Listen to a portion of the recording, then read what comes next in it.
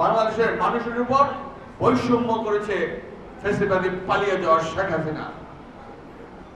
চাকরিতে বৈষম্য, ব্যবসায় বৈষম্য, অধিকারের বৈষম্য, এমন কোন সেক্টর নেই যেখানে আওয়ামী লীগ বা আওয়ামী লীগের দোষর ছাড়া বাকিদের কোনো কিছু করার সুযোগ ছিল।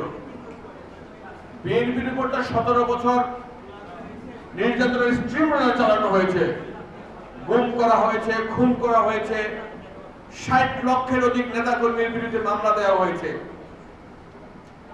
1,43,00,000 বেশি মামলা হয়েছে আমাদের বিরুদ্ধে, বিএনপির বিরুদ্ধে।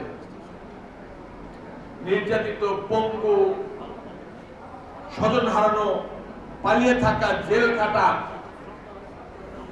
এটা যদি আমরা বলতে চাই সারাদিন লেগে যাবে।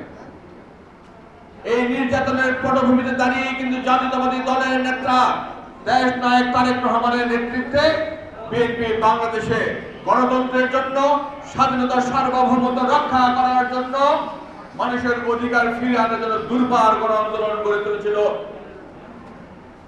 এই আন্দোলনের প্রেক্ষাপটে কোটা বিরোধী আন্দোলন ছাত্রদের নেতৃত্বে শুরু হয়। সেই আন্দোলন জাতীয়তাবাদী দলের নেতা দেশ নায়ক তারেক রহমান সর্বপ্রথম জাতীয়তাবাদী দলের সকল স্তরের নেতা কর্মীদেরকে তাদের পাশে থেকে আন্দোলনকে সহায়তা করার জন্য নির্দেশ দিয়েছিলেন। আমার মনে আছে ওনার নির্দেশের পরপরই 17-18 তারিখ থেকেই কিন্তু জাতীয়তাবাদী দলের সকল পর্যায়ের নেতা কর্মীরা তাদের আন্দোলনের সাথে সম্পৃক্ত হয়ে যায়।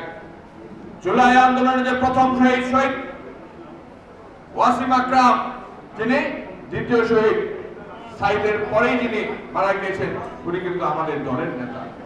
এমনি ভাবে এই আন্দোলনে প্রায় 400-র অধিক জাতীয়তাবাদী দলের নেতা এবং কর্মীরা জীবন দিয়েছে এই ফ্যাসিবাদ শেখ হাসিনাকে পালিয়ে যাওয়ার জন্য। অর্থাৎ যে বৈষম্যের বিরুদ্ধে আন্দোলন করেছে জাতীয়তাবাদী দলের নেতা শহীদ প্রেসিডেন্ট জিয়া রহমান অস্ত্র হাতে স্বাধীনতার ঘোষণা দিয়ে, একইভাবে বাংলাদেশের বৈষম্যের বিরুদ্ধে লড়াই করেছে জাতীয়তাবাদী দল বুক চিতিয়ে দেশ নায়ক তারেক রহমানের নির্দেশে। আমরা এই আন্দোলনের ক্রেডিট একক কাউকে দিতেও চাই না, নিতেও চাই না। এই আন্দোলন বাংলাদেশের মানুষের, এই আন্দোলন বাংলাদেশের ছাত্র, শ্রমিক, কৃষক, আপামর জনতা, জনসাধারণের। আজকে অনেক শহীদ পরিবারের বাবা এবং মায়েরা কথা বলছিলেন, আমি শুনছিলাম। এটাই সত্যি, সন্তানের গায়ে যখন আঘাত লেগেছে, বাবা মা রাজপথে নেমে এসেছে। বাবা মার গায়ে যখন টোকা লেগেছে, শিশু সন্তান রাজপথে নেমে এসেছে। এটা ছিল এক ধরনের গণবিপ্লব এবং এই ফ্যাসিবাদী শেখ হাসিনার হত্যা এই গণবিপ্লবকে আরো ত্বরান্বিত করেছে, মানুষকে ঐক্যবদ্ধ করেছে এবং রাজপথে লড়াই করার সাহস এবং শক্তি জুগিয়েছে।